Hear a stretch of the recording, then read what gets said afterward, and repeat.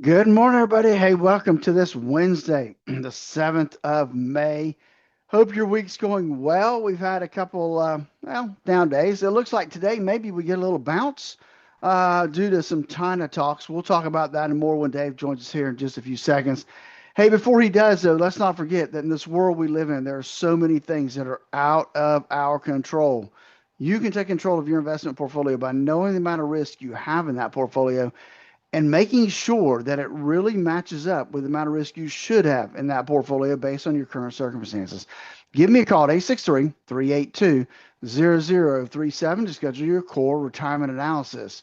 With that, we got Dave coming up next.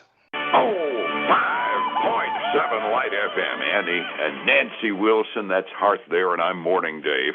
We're at 8:42 here. It's 18 before 9.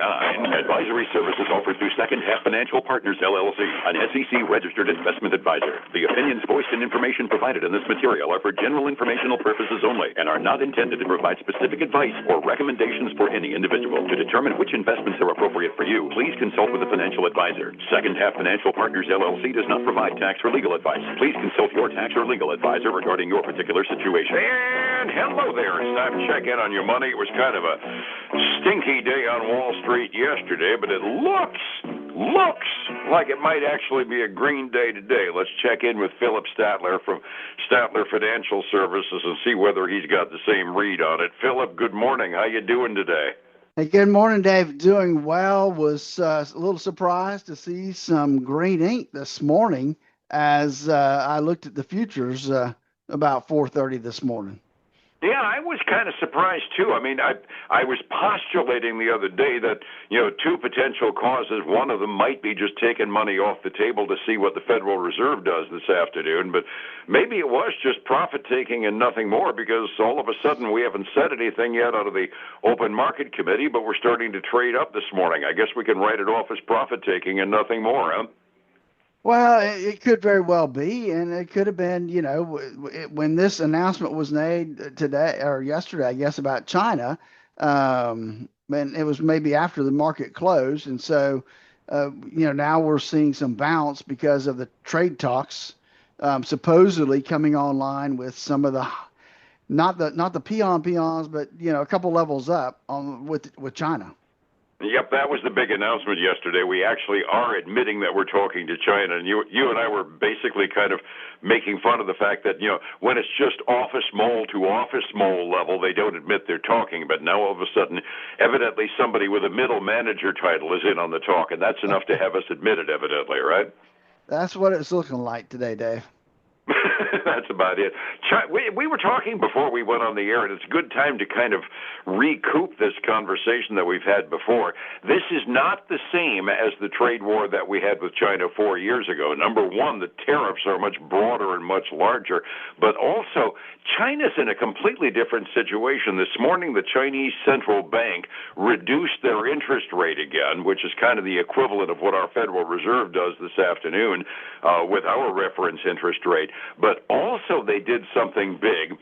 They also changed the requirements on their banks in China to allow for lower reserve levels. The amount of cash a bank has to have on hand, they can spend themselves down farther, which is basically in any economy, whether it's command and control or a free market economy like we pretend to be, it still frees up a boatload more cash into the Chinese economy. Indications are it sounds like they're girding for battle, but at the same time, it may be an indication of just how much trouble the Chinese economy is in after that real estate crash that we've been following for the last few years. Yeah, it is, Dave. I mean, I've read several headlines and articles that give some indication that, that China could actually be on the verge of a depression, going into a depression, which would be catastrophic for them, as large of an economy that is. So, I think at this point, as much as the Chinese would not admit it, that they don't have very many cards in their hand to play, and the United States is holding a lot of cards, and so. I think that they will work something out eventually because at this point, China needs us to bail them out, to get their factories back up and running, and for them to produce goods that we will buy. And so it's going to be interesting to see how long that actually takes to get done. Absolutely. The gross domestic product out of China, they also put that report out over the last 24, 36 hours. In the first quarter, they showed a 5% annualized growth rate. Two thoughts. Number one, in China, that qualifies as negative for all intents and purposes, because with their population base, they've been shooting for like 10%. But also got to keep in mind, that's kind of like what our import-export trade deficit showed. We stocked up a lot before the tariffs hit, so consequently it was kind of a boomlet for them. And if a really high tide rush only gives them a 5% annualized growth, your point's taken. They're in some economic duress right now over there, and they're probably in more of a rush to talk than we are. I think so at this point. They won't admit that, I'm sure, but it is definitely given us a reason to expect a decent outcome from the talks that should be going on.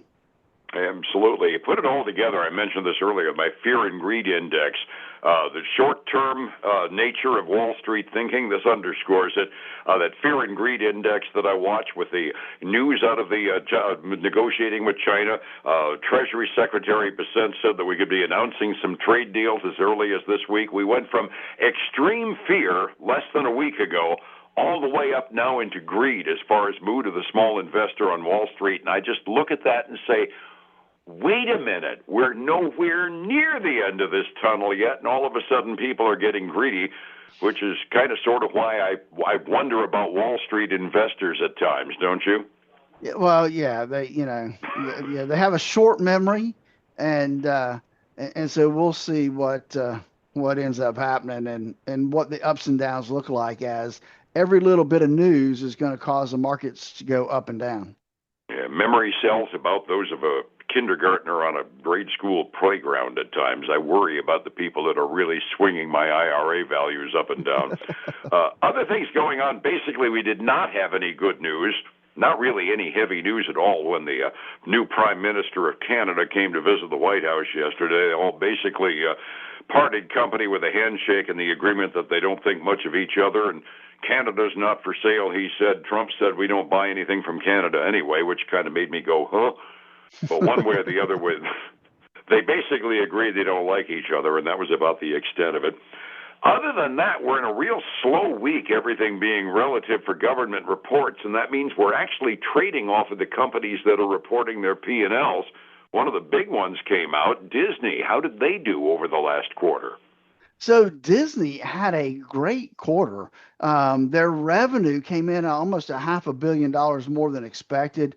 Earnings were about 25 cents more than expected at $1.45. And they also raised their full year earnings outlook to like $5.75 a share for the year. That was a lot higher than the Wall Street estimate of $5.43 a share earnings. On a separate note, Disney also agreed to partner with a company to build a theme park and resort in Dubai. And so that should be interesting. But all of that news has been good news for Disney today. They're up 7.9% this morning. Wow. Just imagine how good it would have been if they hadn't released Snow White. Biggest bomb they've had in 25 years. What else is going on? So we've got another couple that have done, at least they're up a little bit this morning before we get trading. Wynn Resorts also reported. Unfortunately, they missed on earnings, but it's not a big deal because they got upgraded by Bank of America, which must have wiped out that loss because, they didn't lose money. They made money, but they just missed. But they're trading up today, almost 2.5%. Well, somebody big is willing to invest in them. I guess it's worth investing in them too, right? I guess so. You said yesterday Supermicro Computers was going to report, and they did. Mm-hmm. They missed their expectations for their third quarter.